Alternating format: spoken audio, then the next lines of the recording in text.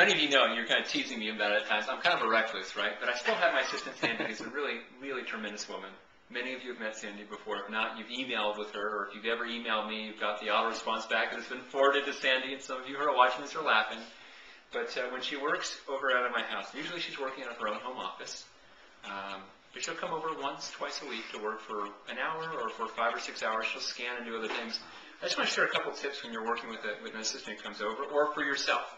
The biggest thing I want to share here is we call the UBS, the Ultimate Business System. What this is, Sandy's put together the system for how she can be an assistant for me. And what she's put together for all the different systems for being David's assistant. And she's got all the different things from the travel checklist to the other pieces. We don't want to get too close to this because I've got some personal information here with that one. And she's got stuff about my expense report. She's got stuff about company information. She's got stuff about how I like my phone appointments.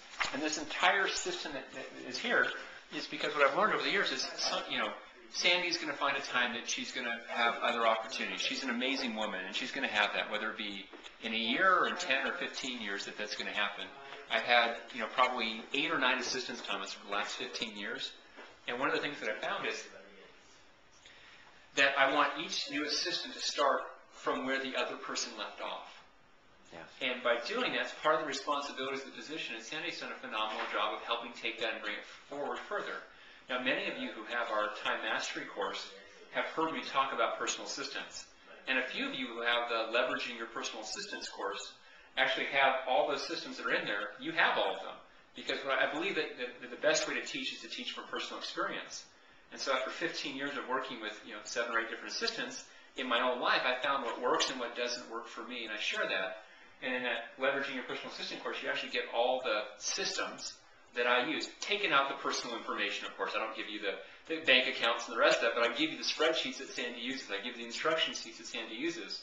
And then every time we update that, which is probably about once a quarter, we put the updated documents there, and the person, all the people who have the course actually get the updated stuff. It used to be a pet peeve of mine that people would buy a course and then they would change something, and they'd say, great, you can buy the whole course again. I just hated that. Absolutely.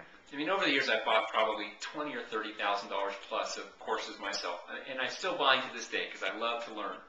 But it's just a pet peeve. So I figured out, hey, it's my company, so we're just going to give you all the updates because I think that's the way people should be doing business. But the tip I'm sharing with you for this one right here is have a place where if you have an assistant where he or she is creating the systems for how to be your assistant. And that way they're leaving the trail better for the next person who plays that role.